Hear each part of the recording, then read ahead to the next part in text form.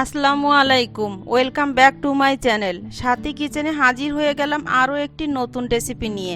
আমার আজকের রেসিপি বিরিয়ানি মশলা। গরু, মুরগি, খাসি যে কোনো টাইপের মাংস দিয়ে বিরিয়ানি তৈরি করার ক্ষেত্রে এই মশলাটা ব্যবহার করা যাবে। এটা অনেক দিন সংরক্ষণ করা যায়। সেই সাথে এই বিরিয়ানি মশলা দিয়ে বিরিয়ানি তৈরি করলে এর স্বাদ কোনো অংশে কিনে আনা মশলা থেকে কম হয় না। মশলাটা তৈরির জন্য যে উপকরণগুলো লাগবে সেগুলো দেখে নিচ্ছি। প্রথমে লাগবে শুকনা মরিচ, এখানে ৮-৯টি মতো শুকনা মরিচ আছে।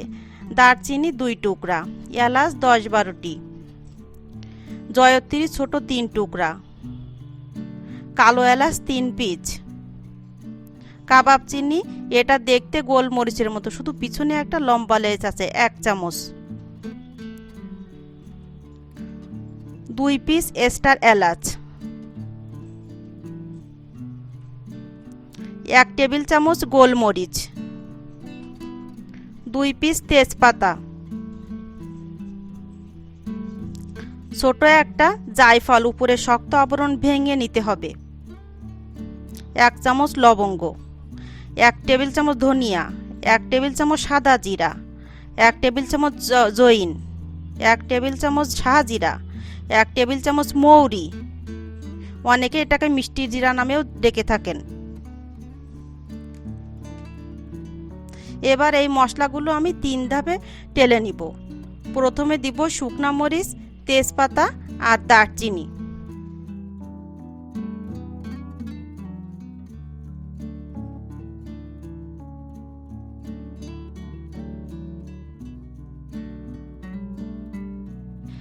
একটু সময় নিয়ে আস্তে ধীরে ভাজতে হবে। বেশি আঁচে ভাজলে আসলে মরিচটা কিন্তু মচমচে কম হয়। ভেজে যখন কালারটা একটু চেঞ্জ হয়ে আসবে তখন চুলা থেকে নামিয়ে ঠান্ডা করতে দিতে হবে। বাকি মশলাগুলো টেলে নিতে হবে। এবার এলাচ, কালো এলাচ, গোলমরিচ, লবঙ্গ, কাবাব চিনি, জয়ত্রি, জয়ফল, স্টার এলাচ, এবার এগুলো আস্তে ধীরে ভেজে নিতে হবে। ভাজা হয়ে গেলে নামিয়ে নিব। এগুলোও ঠান্ডা করতে দিব।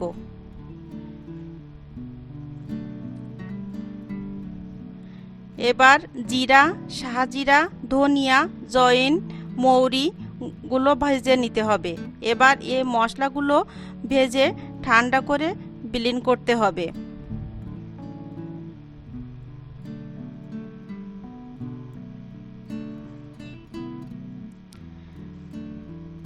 এবার একটা ব্লেন্ডারের জার নিয়ে নিব।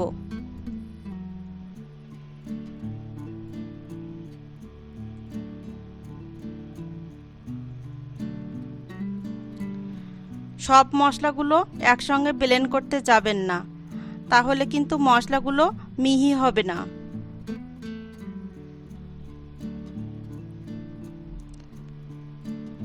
এ পর্যায়ে আমি অর্ধেকটা মশলা দিয়ে দিব, ব্লেন্ড করে নিব।